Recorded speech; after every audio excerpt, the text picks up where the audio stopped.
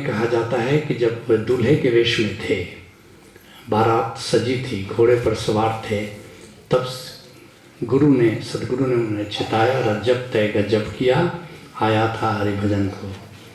रज्जब ते गज्जब किया, सिर पर बांधा मोर, आया था हरिभजन को, करे नरक की ठौर। प्रभु लगता है यह प्रसंग से भी लौकिक प्रेम से वंचित किया गया। कृपया इस पर प्रकाश डालने की कृपा करें। नहीं, सुनो, रजब की कथा सुनो। रजब पठान थे, उनको एक लड़की से प्रेम हो गया, जिस लड़की के माता पिता इस विवाह के पक्ष में नहीं थे, लेकिन रजब का प्रेम इतना घना था कि वह लड़की, दोनों प्रेम करते थे, लड़की भी रजब साहब को प्रेम करती थी। माता पिता की परवाह किए बिना वे हठ पर बने रहे कि हम लोग शादी करेंगे। अंत में माता पिता भी दोनों के राजी हो गए। बारात सजी, रजब साहब जा रहे हैं घोड़े पर सवार, मुकुट बांधे हुए, और रास्ते में संत दादू आ रहे थे। संत दादू ने रजब की आंखों में देखा, आंखें चार हुई। रजब ने भी संत दादू की आंखों में देखा। कुछ पूर्व जन्म का एसोसिएशन था। दादू ने अपने पुराने शिष्य को पहचान लिया। रजब साहब को भी कुछ हुआ। दादू ने कहा, रजब तैं गजब किया, गजब कर दिया रजब, सिर पर बांधा मोर और आया था हरि भजन को, करे नरक के ठौर।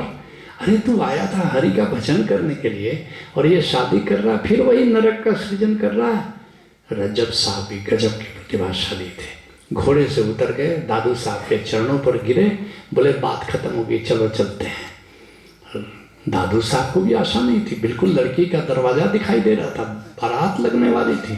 दादू साहब ने कहा कि नहीं, मेरा ये भी मतलब नहीं है, अब कर लो शादी, बाद में फिर देखेंगे। बोला आदमी कैसे हो, अभी तो तुम कह रहे थे कि करें नरक की ठौर, और अभी तुम कह रहे हो कि नहीं है, शादी कर ही लो, नरक रच ही लो। नहीं, अब होने वाला नहीं है। और फिर रजब साहब चल देते हैं दादू साहब के साथ, और रजब साहब बड़े गजब के संत हुए। क्या गजब की वाणी लिखी है, अद्भुत संत हुए। लेकिन तुम कहते हो कि उनको लौकिक प्रेम से वंचित कर दिया गया। नहीं, लौकिक प्रेम के बाद ही तो शादी हो रही थी। अब उस प्रेम की आग को लेकर के जो चले, संत दादू ने उनके प्रेम की आग को एक मार्ग दे दिया, और प्रेम की वही धार भक्ति के शिखर के रूप में परिणत हो गई। अगर शादी हो जाती, देखो जितनी भी फिल्मी कहानियाँ कहाँ जाके ख़त्म हो जाती हैं, शादी पर। क्योंकि अब तो पता है, अब तक की कहानी सुनने लायक थी। कभी सुना कि शादी होकर के फिर क्या हुआ? कोई, सबको पता है कि क्या हुआ, इसलिए कोई शादी के बाद की कहानी नहीं कहता बड़ा अच्छा किया।